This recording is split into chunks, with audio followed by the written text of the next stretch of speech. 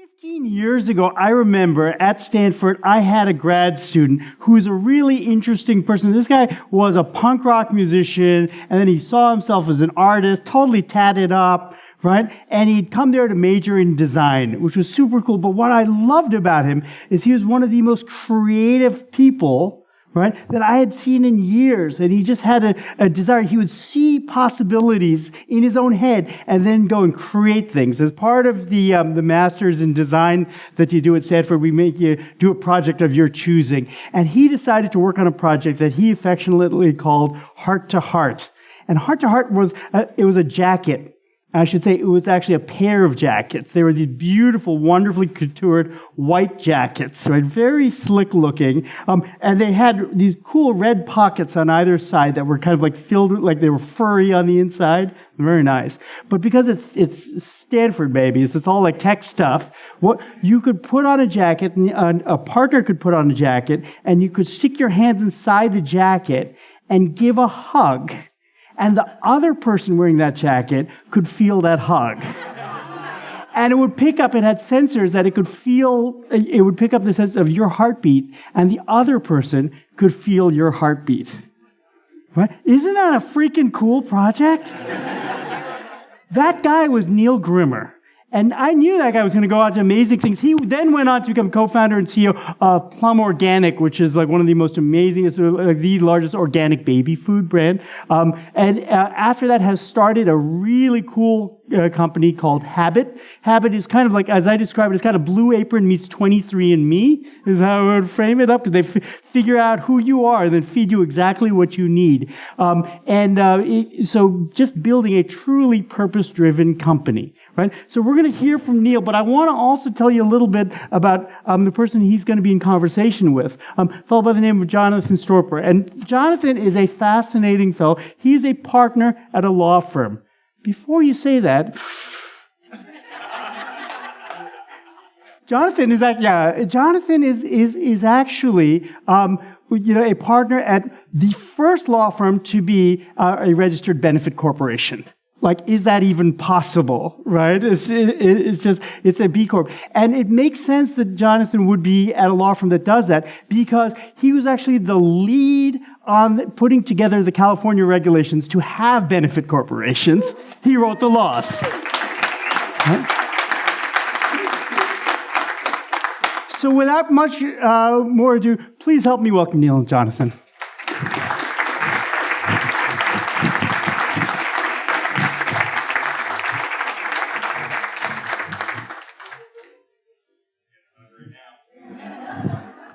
Well, so I'm not dressed cool, and he is dressed cool, so obviously I'm the lawyer, and he's the cool CEO. I knew he was going to do that, so I went a little more cool. Yeah, he's very cool. So because I'm a lawyer, I like to research things and write things, and I wrote this whole big introduction, right? And I didn't know it was going to be said this morning, but I've thrown out the whole introduction because the introduction is really what you heard this morning. And I want to touch upon some of the themes we heard from the various people in order to introduce our topic, which is a bit provocative. It's about the dark side of being purpose-driven. So first, remember Margaret early this morning welcomed all of you. She said she had a lot of gratitude for everybody being in the room, but she noted that there was a tension with that, right? You're all super busy people. You're leading companies. You've got employees you're dealing with. You're making products and services. There's a lot of there's a big monkey on your back to be sustainable, right? But you're here because you're also trying to be part of a community and lead a purpose-driven life. But there's tension with that. The second thing we heard was from John Mackey. I noted he talked a lot about the fact that there was no smartphone 15 years ago. There was no Google 20 years ago.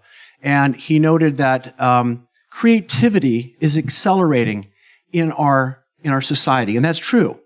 But with the creativity accelerating, is also an expectation of the pace of life, right? And the expectation of what you must deliver as CEOs and business people. And that's really a tough place to be when you still only have the same number of hours in the day, right? Pace of change is accelerating, but the number of hours is still 24. There's always going to only be 24 hours. And so, third, we heard from Christine, and she talked a lot about safety, mattering, being matter into society, belonging, and things like that. She talked about the critter, right? The critter in your brain keeping you back. And that's a little bit what we're going to talk about today, that critter. Because leading a purpose-driven life is kind of tough too, right? It's fulfilling, it's wonderful, it's exciting, it's exhilarating. It's exhausting sometimes. And sometimes you don't always take care of yourself. So that's a little bit what we're going to talk about is a little bit about the dark side, provocative side of a purpose-driven life. So first thing, Neil, it's wonderful to be on stage with you. You look Good to be on stage with you as well. You looking all cool and stuff. We've known each other for quite a long time, part of the B Corp movement, and I want to just echo.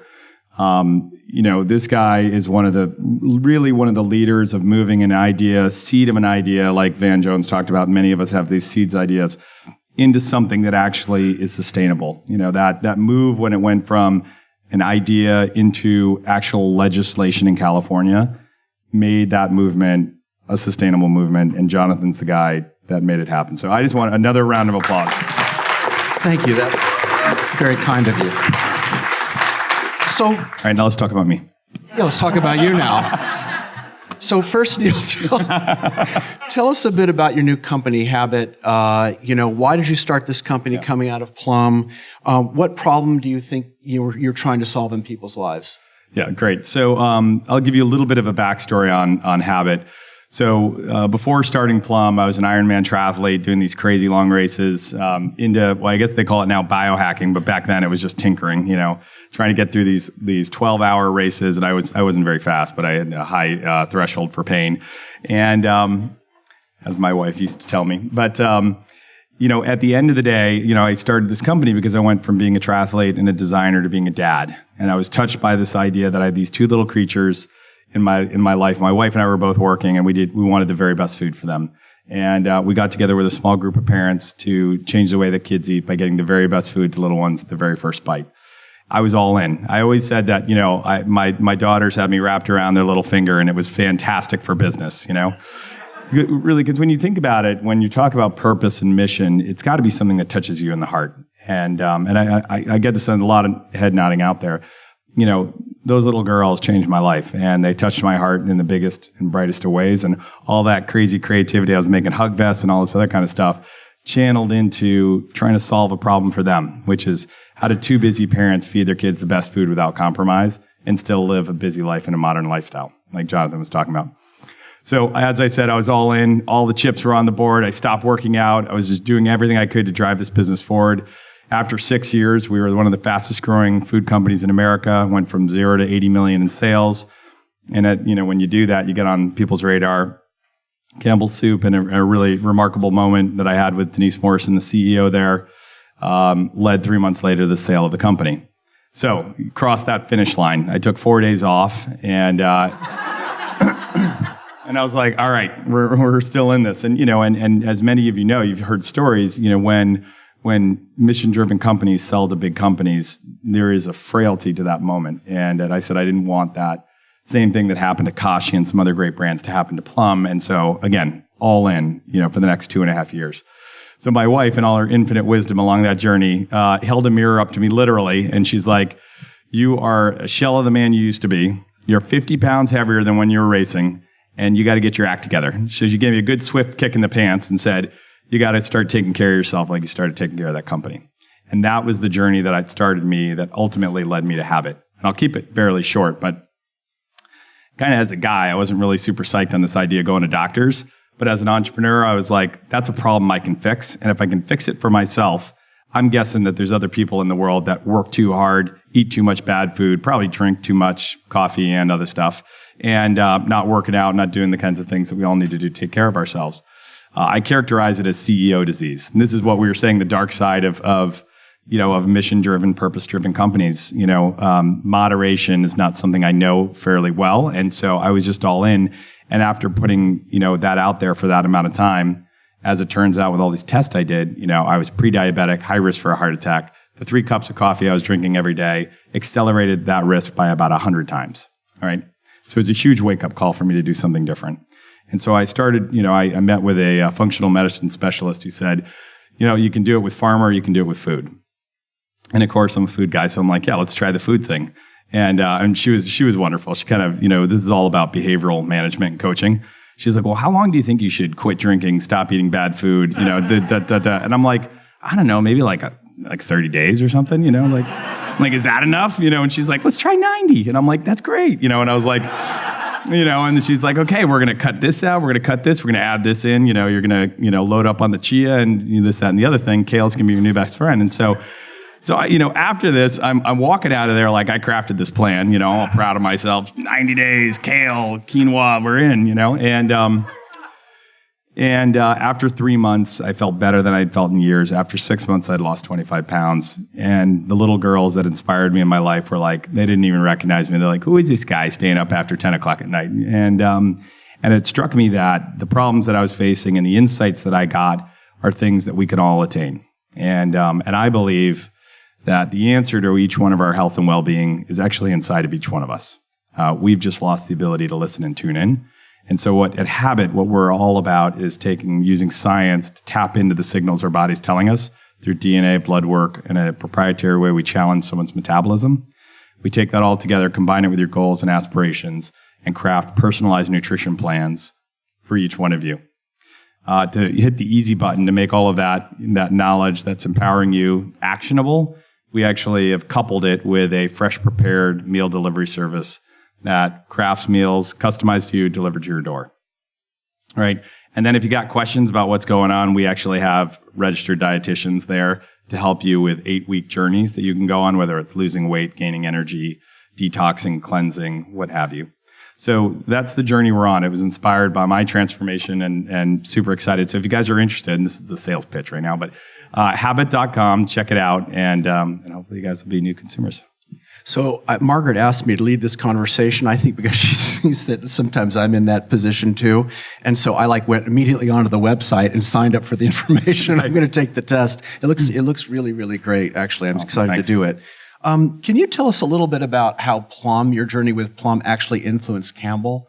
Because I think that's a really interesting piece of this too, before we move on to Habit, from Habit. Well, and again, we were riffing on the theme of what we were going to talk about. And so, in certain circles in the natural products industry, when you sell your company, that's sort of a taboo thing, especially to a big food company. And I remember the moment when I met Denise Morrison.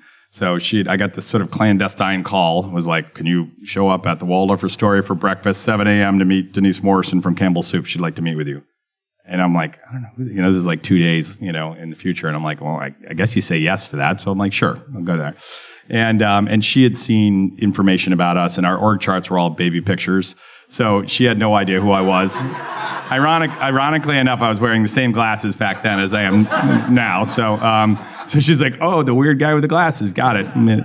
But we sat down, and as I said, we had grown the company so fast that we were on everyone's radar. So big food companies nationally and internationally were reaching out to us. And the conversation typically went, hey, love your growth. Fantastic. We'd love to have that growth in our portfolio. Stick around as creative director for a little while, and we'll take it from here. We'll move the company to Minneapolis or wherever. And we weren't really having any of that. We're like, nope, our job's not done. We're by parents, for parents. That's the mission we're on. We're going to continue that mission. And probably John Mackey said it earlier, we weren't in it for the money. We were in it to change the lives of kids. And so I sit down with Denise Morrison, and the first thing she says to me is she said, hey, I want you to know that I'm raising my grandchildren to be Plum babies, not Gerber babies. And I was like, that's it. You had me at hello. Right? And read me like a book. So anyway, but really what I think, the essence of your question is, our partnership, our relationship was grounded on a set of ideals that we shared common beliefs and values and a purpose around what Plum could be. And when you look at it like that, all of a sudden you look at a 148-year-old company that has distribution channels at every retailer in the country. And you say, what could happen if we brought these together, preserve that mission, amplified the impact? How many more kids could get the very best food, right? And so that was the premise by which we ended up coming together. Over the 4 years now that we've been together, Plum has skyrocketed to be the #1 baby brand. We're number 3 behind Beechnut and close to pass them to be the number 2 baby brand behind Gerber in the country. It's all organic, quinoa, kale, Greek yogurt, purple carrots, things that little babies should have to form a lifetime of healthy eating. and it's available in 75% of retailers around the country. Right? So that's, thank you.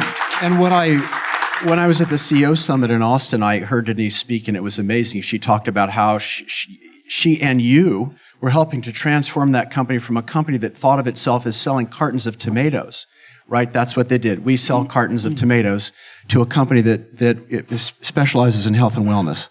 I mean, that's an incredible change of idea, right? There's a lot of power in that, talking about conscious capitalism. I mean, that idea, everything emanating from that, is a way to change really the way people eat. And that's what you guys are doing, which is incredible. Well, and even with habit, so one of the parts of the story I didn't tell you is that Denise also had her own personal health journey. And when I brought this idea of this company to one of our get-togethers, she said, I love it. Let's do this thing. And I went, what do you mean, let's do this thing? She's like, I want to fund it. And to date, over the last 2 years, she's put $32 million behind Habit to make this thing scale and be available to as many Americans as want to change their life through personalized nutrition. So again, like when we think about, the narratives we tell ourselves in the natural products industry and the values-based industry, it's us against them. And I actually think what I've learned from this is if you find the right people with the right values and the big hearts and the courage to do something different, because you got to bear in mind, this is a CEO that's run first woman CEO of one of the most iconic food companies in America, doing one of the most classic food products that you can imagine. And she's investing $32 million in the future of food, right? That takes a lot of courage. And if you can find those partners, it can be massively transformative. And so let's talk a little bit about your philosophy of building a company. Yeah. So I've often heard you talk about, leading with your heart as a CEO, but with shark-like action. Mm-hmm. So can you explain those two philosophies, how they interact and how it helps you build a company? Yeah, so I'll put a little context around that. We have 3 values at Plum. Tiffany's laughing. Tiffany, raise your hand. Tiffany has been a partner of mine at Plum for years and was one of the people that was involved in helping to craft our values. So early on in our company, it was sort of, I don't know the best way to put it, was intuitive. Our values were felt and known by everyone. And like I said, we were young parents trying to feed our little kids, and we all aligned around this idea that love and that commitment we had to our kids was going to be the same commitment we were going to have to growing our business. Roll forward, right before we sell the company, we're all like, you know what, we're going to codify these things and put them on a wall to make sure that everybody who comes into this office in the future is going to know the values. So the first one was lead with heart. Okay, which is, I actually believe that this phrase, you probably all heard it, like, hey, it's not personal, it's business, is one of the most single damning phrases in business that you can possibly imagine. Because what it really implicitly says is it takes the human ethics, morality, and human heart out of the equation and lets decision-making fall, as Van Jones says, to a single bottom line and even some other stuff that's probably more Machiavellian. And so what we said is actually, what if we flipped that on its head? What if we made business personal? What if we showed up and put the same love and care into everything we did, upholding the highest standards we could for food for these little ones? What could that create? And I actually believe at the end of the day, and I'm looking at Tiffany because she exemplifies these ideas, that is why we were so successful. Okay. The second is BYOS. So it's not BYOB. Is bring your own self to work, which is show up as who you are. Don't put on a uniform. Don't, no offense. I like what you're wearing, but I'm like, I do.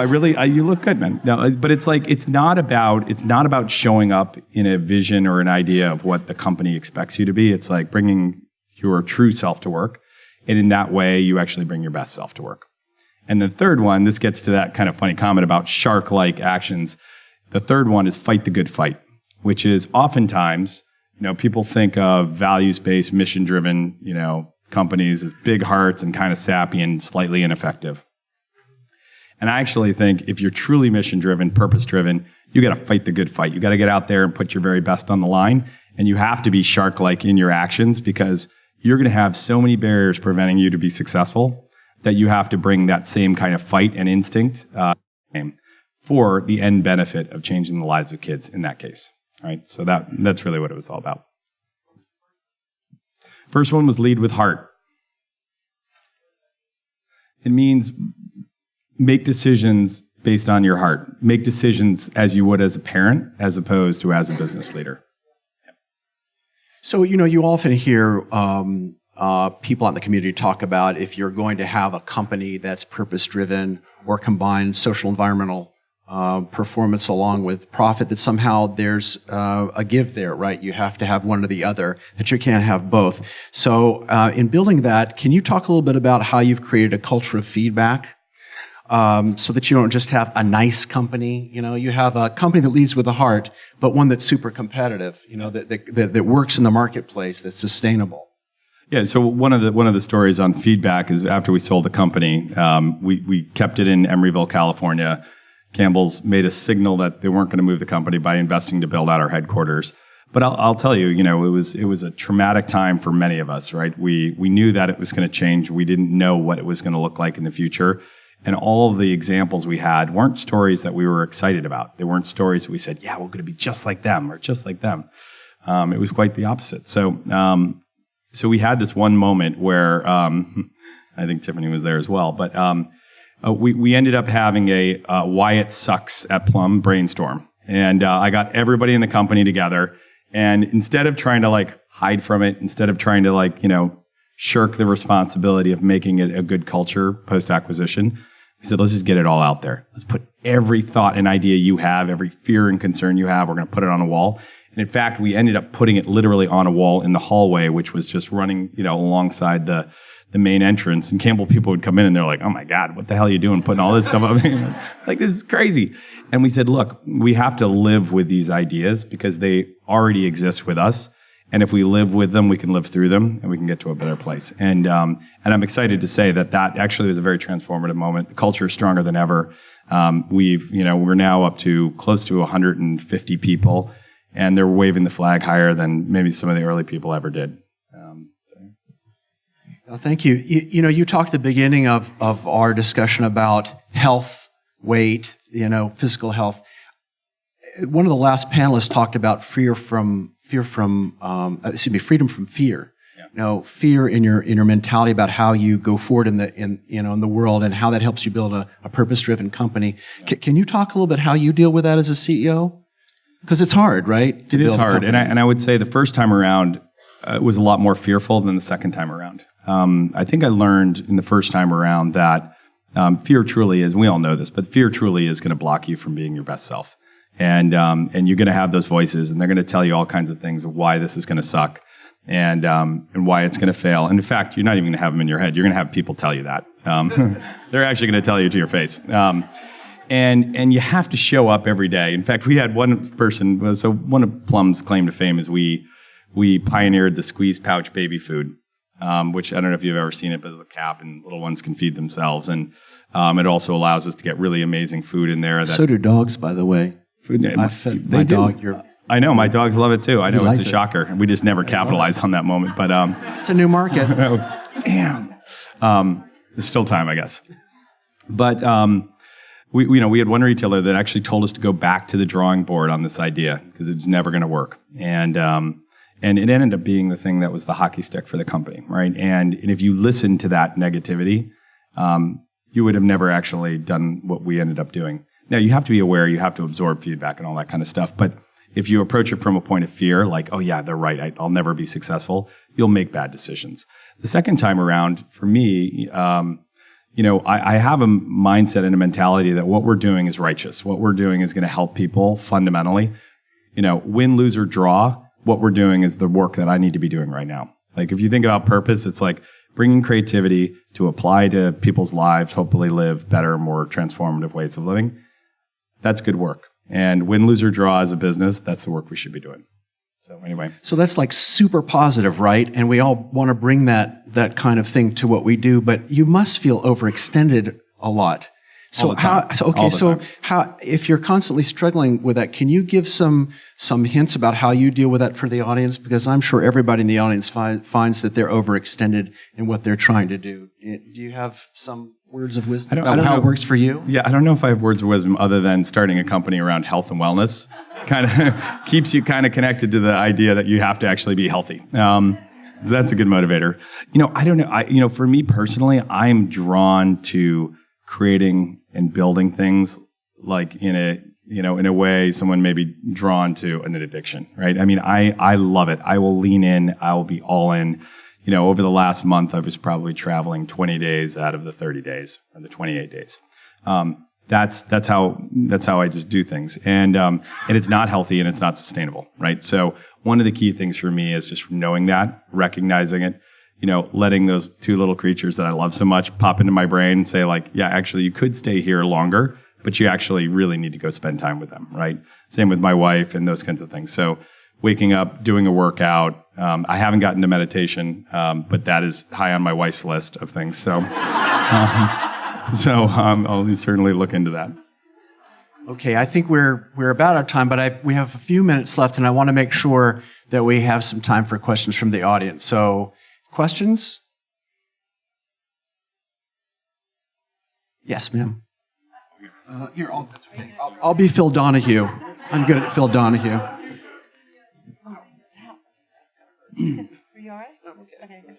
So I've been really in the midst of the fear. Like I've got a huge, big thing in front of me, and I know it's real and it's happening, but like the fear. Could you talk? Like, how do you work through that fear? One of my co-founders, Cheryl O'Loughlin, who actually just wrote a book called Killing It. She had her own journey with some pretty tough stuff within that journey. So I encourage you all to check it out and read it. She and I always talked about like two people clutching each other on an island surrounded by sharks. That's how it felt when we were first starting the company. And one of the things I found very comforting is having a partner. Having someone I could have that shared experience with that wasn't a direct report, that wasn't somebody that, or quite frankly, a board member, someone that was a peer that I could share that experience with. And when you do that, because they're living exact parallel lives, not only bonds you together very tightly, but it also allows you to kind of like let go of some of that fear. And then you kind of like lock arms and you go for it.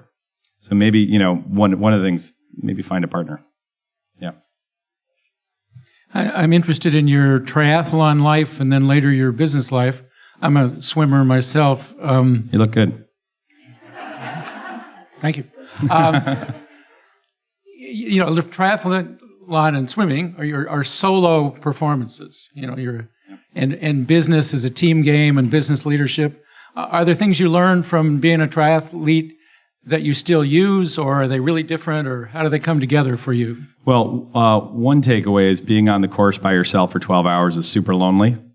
And so, when you think about running a business, if you run a business like you're running a triathlon, it's going to be wicked lonely, right? And, one of the things I enjoy the most, I talked about Cheryl, but with Habit, I've got a whole crew of people that are amazing, and I learn from them every day, and I love being around them. And so, for me, that's as much of the benefit for me as doing this with them than anything. So it's part of when I first became a CEO, I kind of thought you had to be that lone soldier kind of marshaling on with all of the answers and all the vision. And as you kind of go through that, you realize that's a bunch of bullshit and that you actually need to share that experience and learn from others and surround yourself with people that are smarter than you are and lean into them as much as you possibly can. So I would say I've learned from that to do the exact opposite. Question? So I'm curious, are there things that you did at Plum that you now have an opportunity at Habit to change, or things John mentioned this morning, John Mackey, about his consciousness has grown, and so coming back full-time as CEO, like he's finding himself a different human being, making different choices. Has that happened for you? Sure. All kinds of ways. That one that I just described, being that, lone leader to, being a more collaborative leader is certainly one of them. I think talked about this a little bit ago, but is leading without fear, and truly having conviction. Like when you do that, you just allow yourself to kind of lean in fully. I think that's another one. And it's infectious. I think people actually, they rally around that and they want to be a part of that if they're like, okay, great. I'm going to put my fear behind me as well. But I would say there's a lot of things that we pulled forward that were just like we did at Plum that we brought, where we prioritize culture over talent every day of the week. And we make sure that people are driven and are connected to the mission, and their talent clearly has to be there. But the passion, the purpose, those are untrainable. All the other stuff's trainable. And so, so we carried that forward. The last one is, we made baby's food super sexy, and we made it seductive. And we said, well, doing an at-home test kit of DNA and pricking your finger with blood is pretty unsexy. So we have this tenet at Habit where we said make every experience at Habit seductive. So the test kit all the way to the food and make that an amazing designed experience. And so we pulled that forward from time at Plum as well. John.